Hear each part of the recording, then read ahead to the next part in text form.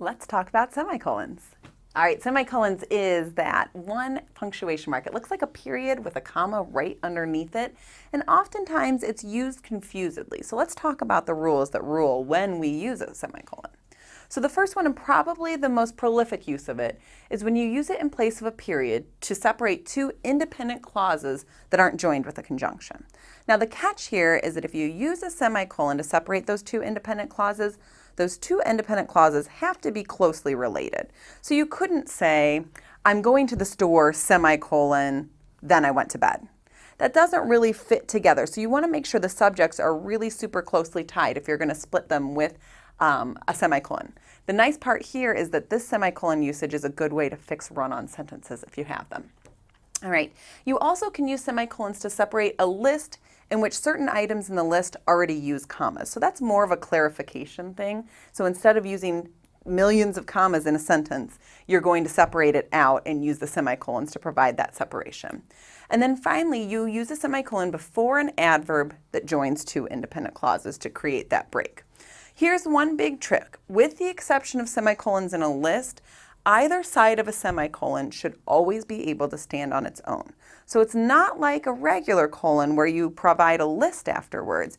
If you look at either side of a semicolon, you've got to have words, in other words, sentences, that can stand by themselves. All right, let's take a look at some examples. I've got my father is an engineer, semicolon, my mother is a nurse. So we've got our semicolon here in the middle. This works because we've got two independent clauses. Either one can stand on its own, and the idea here is that these are really closely related. I'm telling you what my mom does, and I'm telling you what my dad does.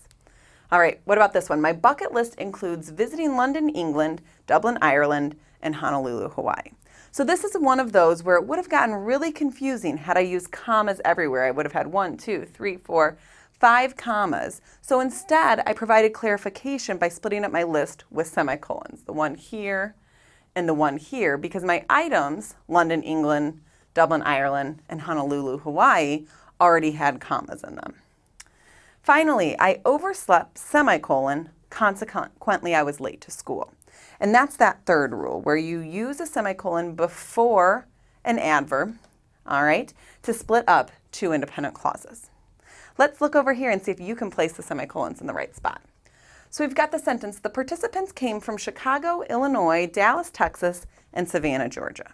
So we know we're missing some commas here. So missing an S here too, let's add that in. Participants came from Chicago, Illinois, Dallas, Texas, and Savannah, Georgia. Those are just conventional comma uses. Now if we threw commas here to separate Chicago, Illinois from Dallas, Texas, and then another comma here to separate Dallas, Texas from Savannah, Georgia, that looks a little messy and confusing. It's hard to see where the items in the list actually are. So instead of using those commas, because we already have commas in the items, let's go ahead and change those to semicolons. So they came from Chicago, Illinois, semicolon, Dallas, Texas, semicolon, and Savannah, Georgia. So now it's really clear where the items in the list are. And then finally, my favorite book is Beloved by Toni Morrison. I also love jazz. So I've got two really closely related sentences here. If I was grading this sentence though, I would write a big fat RO next to it. It's a run-on sentence. You've got two independent clauses that are fused and there's nothing to fuse them together. Because they're so closely related, they're both talking about books by Toni Morrison that this person happened to like, you can throw in a semicolon there. Now you've got a compound sentence, not necessarily one that's a run-on sentence. So this should help you with that semicolon use. Think wisely and make sure that where you use it, things are closely related.